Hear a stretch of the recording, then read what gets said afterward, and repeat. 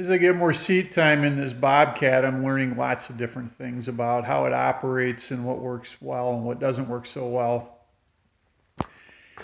And so I want to address one of the annoyances here that I've noticed, and that's the rear view on this thing. I'm so used to using a rear view mirror when I'm in a truck or a car, but there's nothing in here. Great visibility out the front, no issue. And decent visibility out the back, but the problem is you got to turn around 180 degrees. And I'll tell you, the older you get, the harder this gets.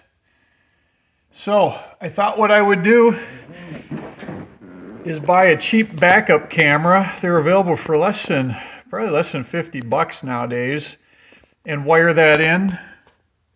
So let me show you what I think I'll do.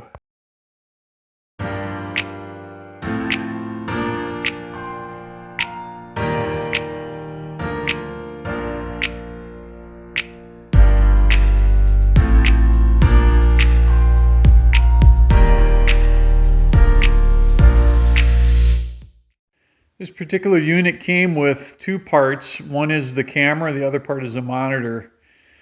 So the camera, I think, is going to mount really nice up here. I'm going to put it on the very top of the roll cage. Tuck it up underneath there. It's out of harm's way. I should be able to just drill a couple holes and thread those and bolt it right in, and then just tuck the wires out of the way. Okay, this is a monitor. It's probably smaller than the size of a cell phone. And I think I could mount it right there, but I'm going to bang my head on it every time I get in and out of this, and plus it kind of blocks the view.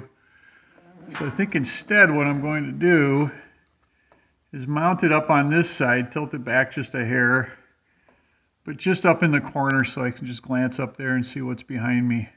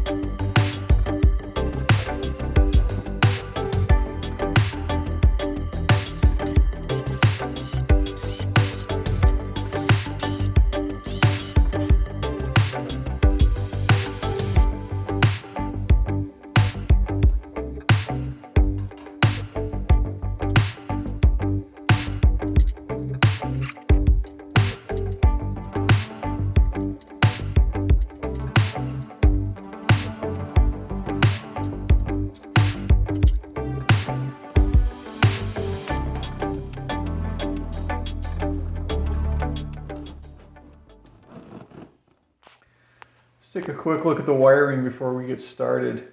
It's actually pretty simple. What you've got is basically a video connector and a power connector for each device. The camera here, and the monitor.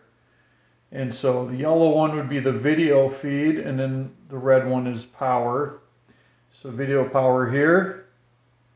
Up here on the monitor, same thing. You're going to have video and you're going to have power.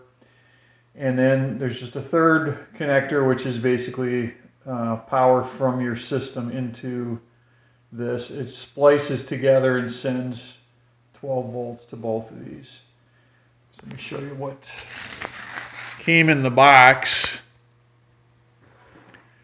Is this long cord. And the way it works is, here again we've got video and power.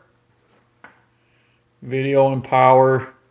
And then this last little leg is actually the power feed. So this would be 12 volts from the Bobcat in, and it's a splice, 12 volts here, 12 volts there.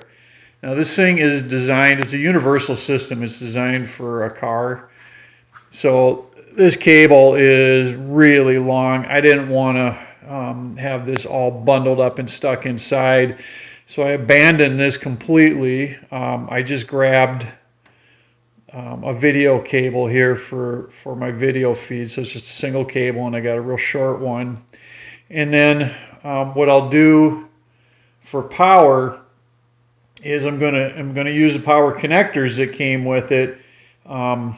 But instead, what I'm going to do is splice together my own cable for that so that I don't have a mile of cord that I have to tuck up inside. Okay, installation is complete. Got the camera mounted right up here at the top, out of the way, barely visible.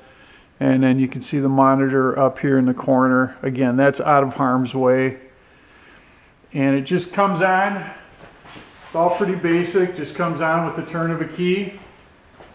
And I think anybody can do this with just a little bit of electrical knowledge. All you need is a 12 volt feed and the ability to run some wires. Let's zoom in and get a little picture of this.